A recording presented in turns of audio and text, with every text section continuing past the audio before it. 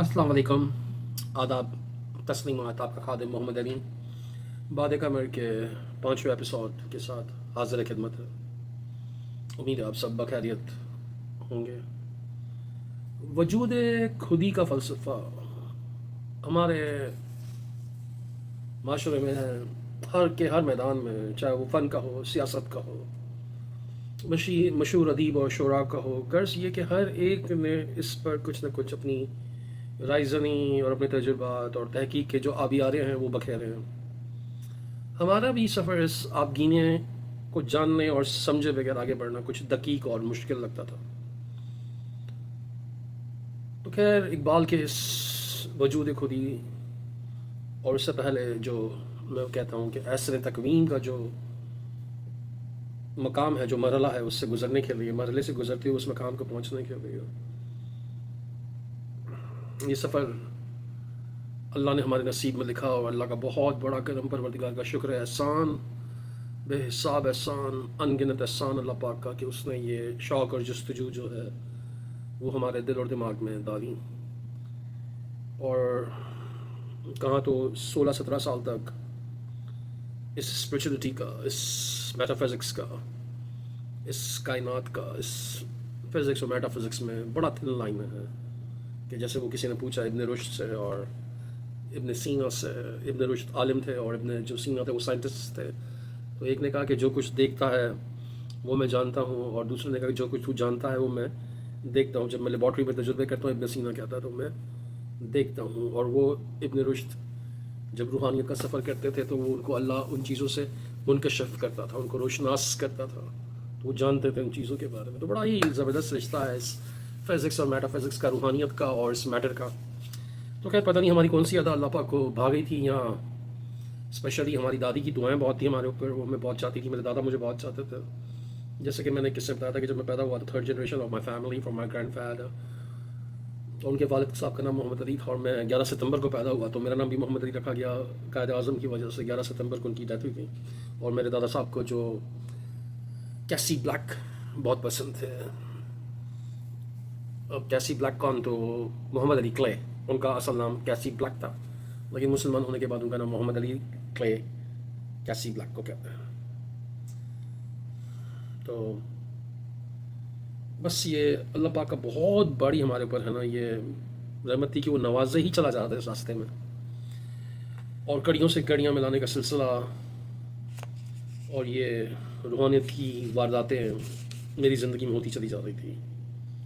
और तहज्जुद की आदत भी आहिस्ता आहिस्ता पुख्ता होती चली जा रही थी, और जहाँ ये हमारी तहज्जुद की आदत पुख्ता हो रही थी, वहीं हमारी दादी तो हमारे सदके वारे और नज़र उतारती ना थकती। खैर, गुत्थियाँ थी कि सुलझती जा रही थी, और रास्ता काफ़ी आसान लग रहा था, मगर ये इतना आसान ना था। तलाश और जुस्तजू, जो मैं 2 वर्ड अक्सर कहता हूँ, तलाश और जुस्तजू। तो खैर, इस फ़लसफ़ा खुदी ने पैर जकड़ दिए, रोशनी की किरण एक जगह पर आकर ठहर सी गई थी। तो खैर, इस सफ़र में कभी कभार अपने कॉलेज के दोस्त, और दोस्ती भी कोई ख़ास ना थी, लेकिन चूँकि वो लाहौर के नवाई इलाके से आए थे कराची पढ़ने के लिए।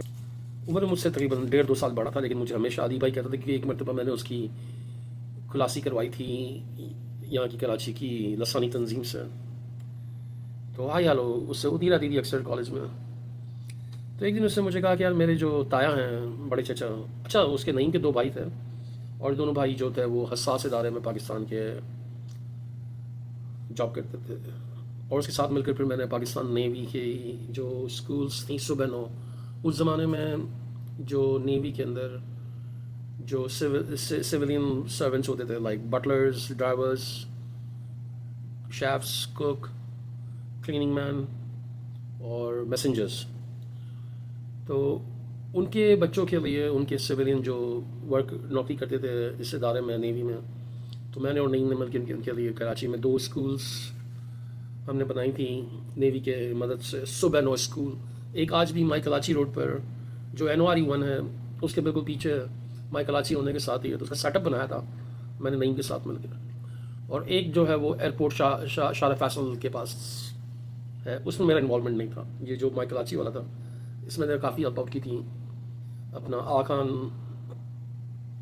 ایجوکیشن بورڈ کے اندر میرے کچھ فرینڈس کام کرتے تھے، تو ان سے مل کر میں ان سے انفارملی ان سے کافی مدد وغیرہ لے کے، تو وہ کہہ رہے نہیں ہوں. تو نعیم نے مجھے کہا کہ میرے تایا ہوئے ہیں پنجاب سے، چلو ان سے ملنے کے لیے چلتے ہیں. تو میں ان کے ساتھ موٹر سائیکل پر کالج سے نکلا اور ہم لوگ سن کلب کی NXT بلڈنگ میں پہنچے. تو جب وہاں گئے تو 40-50 لوگ ان کے آگے پیچھے بیٹھے ہوئے تھے،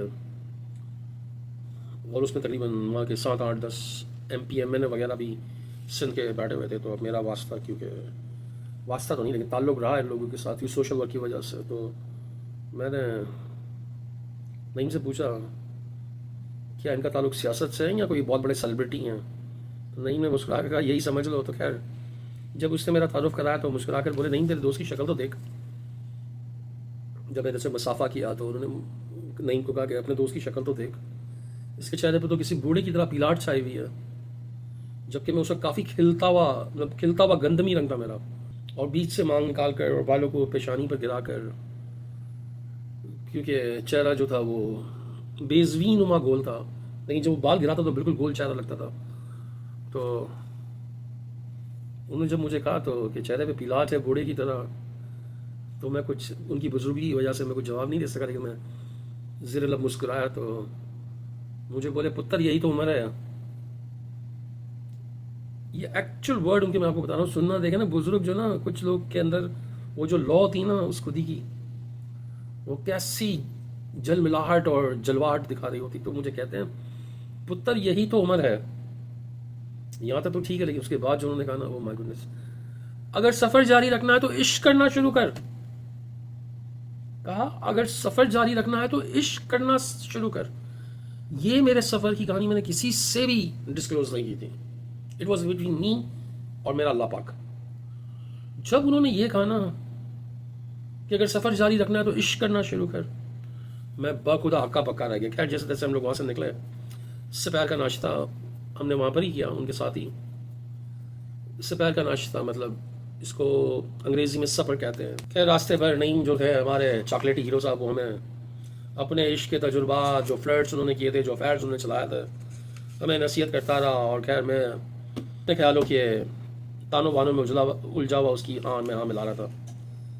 خیر گھر پہنچ کر نہ چاہتے بھی کھانا کھانا پڑا، کیونکہ ڈائننگ ٹیبل ہونے کے باوجود بھی 9 بجے ایک ٹی وی چینل ہوتا تھا PTV پاکستان کے اندر، جب 9 بجے خبر نامہ آتا تھا. اور موسٹلی اس زمانے کے اندر ایون لیٹ 90s تک پاکستان کے اندر یہ ایک روایت ہوتی تھی کہ وہ سارے گھر والے بیٹھ کے ایک ساتھ کھانا کھاتے تھے رات کا. تو خیر تاکہ اس سے بانڈنگ ہو، ایک دوسرے سے بات چیت ہو، لوگ ایک دوسرے کو اپنے دن بھر کا احوال بتائیں، کچھ مشورہ لیں، کچھ بزرگوں کو سے مشورہ لیں اور بزرگوں کو اپنے دن کا احوال بتائیں کہ انہوں نے دن بھر کیا کیا.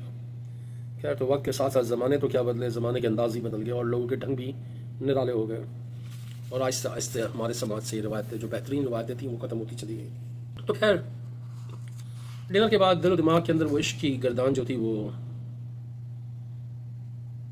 گونج رہی تھی، اور عشق مجازی اور عشق حقیقی کا جو 14واں طبق جو تھا وہ جل بجھ کر رہا تھا. خیر اچانک ہمیں اپنے فزکس کے ٹیچر پروفیسر مقصود، جو ہماری 10ویں کلاس میں ہمارے ٹیچر تھے، ان کی بات یاد آ گئی. پروفیسر مقصود کے بارے میں بتاتا چلوں کہ ڈاکٹر عبدالسلام کا جو مقالہ اور ریسرچ جو انہوں نے البرٹ آئنسٹائن کی E=mc² کی پاسٹیلیوٹ پر جو انہوں نے تھیوری کی تھی، جو انہوں نے اپنی ریسرچ کی تھی، اور جس کی وجہ سے ڈاکٹر عبدالسلام کو نوبل پرائز آف سائنس ملا تھا، اس کو حکومت پاکستان کی جو سائنس اینڈ ٹیکنالوجی کی جو وزارت کی طرف سے سرٹیفائڈ اردو ترجمہ کرنے کے لیے جو ٹیم بنائی گئی تھی، ان کے ہیڈ جو تھے وہ ہمارے پروفیسر مقصود تھے. تو ان کی میری اچھی لگتی تھی، کیونکہ جب میں فزکس 10th کلاس کے اندر فزکس ہوتی تھی سائنس کے اندر، تو انہوں نے ڈیفینیشن یاد کرنے کے لیے دی، تو مجھے یاد ہو کے ہی نہیں دے رہی تھی ڈیفینیشن. تو سب سے انہوں نے پوچھا اینڈ میں ٹائم دینے کے بعد کہ جی بتائیں فزکس کی ڈیفینیشنس، کیونکہ فزکس کے 2 پیریڈز ایک ساتھ ہوتے تھے آفٹر دا جو ریسس، یعنی ہمارا جو انٹرول ہوتا تھا جہاں پر.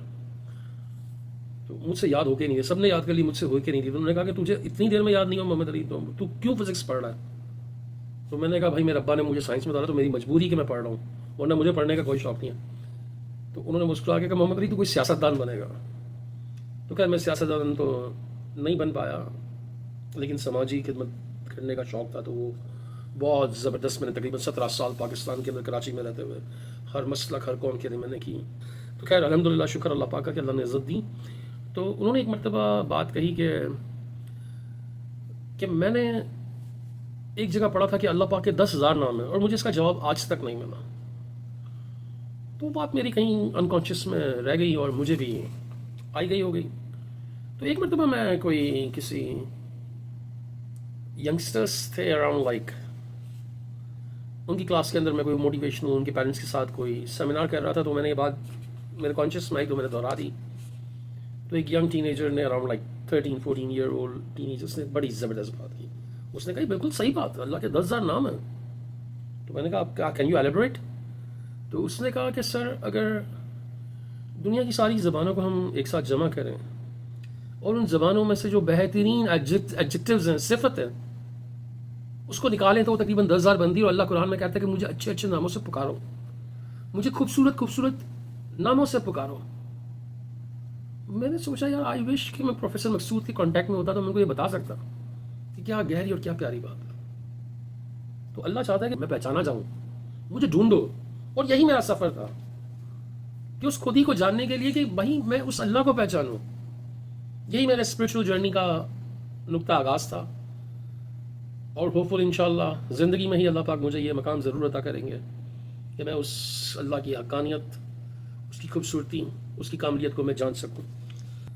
تو جب اس بچے کے جواب نے مجھے جو عشق کی گردان نعیم کے تایا سے ملنے کے بعد ہوئی, تو وہ اس جواب کے بعد جو عشق اور خودی کے جو ذرے تھے نا, وہ رنگ برنگی روشنیوں کی مانند خدا کے انوارات اور خدا کی تجلیات کی شکل میں دل و دماغ کے کھلیانوں کو سیراب کرنے لگے.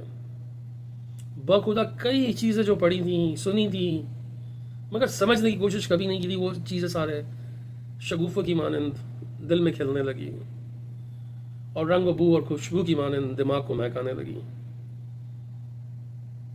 حقانیت کے دریچے جو تھے نا, وہ یکے بعد دیگرے کھلتے چلے جا رہے تھے. اور پھر دماغ میں ایک کافی زمانے پہلے کوئی چیز پڑی تھی جو یاد آئی کہ یار اس کے معنی اصل ہے کیا, اس کی گہرائی ہے کیا. کوئی کافی گیانی ہندو فلسفی اور شاعر تھے, وہ جب اس عشق کے رنگ میں گرنے کے بعد اور سنورنے کے بعد وہ ہندو گیانی, وہ ہندو جوگی کہتا ہے کہ اے برہما, او گاڈ, میرے 3 گناہوں کو معاف کرنا, پلیز فارگیو مائی 3 سنس. میرے 3 گناہوں کو معاف کرنا. میں نے تجھے اتنا چاہا کہ میں نے اپنے خیالوں میں تیری تصویر بنائی. I fall in love with you so much that I draw your imagination picture. مگر تیری کوئی تصویر نہیں ہے. You don't have any image. ایک نور ہے تو, ایک نور کا دریا ہے, ایک نور کا سمندر ہے. میں نے مندر میں جا کے تجھے تلاشا. I go in the temple to find you, in search of you in the temple. مگر تو ہر جگہ. You are everywhere. You are in every single particle of this universe. تو ہر جگہ ہے. میں نے تیری تعریف کی. I praise you. I put all my attributes to you with purity. جو کہ تو مجھ سے کہتا ہے کہ کر. But at the end, you are above all that purities, above all that praises. تو ان تمام تعریفوں سے بالا تر. یہ ہے عشق کہ میں تیری تصویر بنائی مگر تیری کوئی تصویر نہیں ہے. تو ایک جلوہ ہے, ایک نور ہے. میں نے تیری تلاش مقدس جگہوں پر کی مگر تو ہر جگہ ہے. میں نے تیری تعریف کی لیکن میں اس قابل ہی نہیں کہ تیری تعریف کر سکوں. تو ہر تعریف سے بیونڈ ہے, بالا تر ہے. یہ جب عشق کی گتھی ہمارے ہاتھ لگی نا, پھر شروع ہوا ہمارا مطالعہ, آبزرویشن, ریسرچ کہ سچے عاشقوں کا حال جانا جائے. اس ایپیسوڈ کے لیے اتنا ہی. انشاءاللہ اگلے ایپیسوڈ میں پھر ملاقات ہوگی. تب تک میرا والسلام. فی امان اللہ. اپنا اور اپنے ارد گرد اپنے سے کمزوروں کا خیال ضرور رکھیے گا. اللہ حافظ.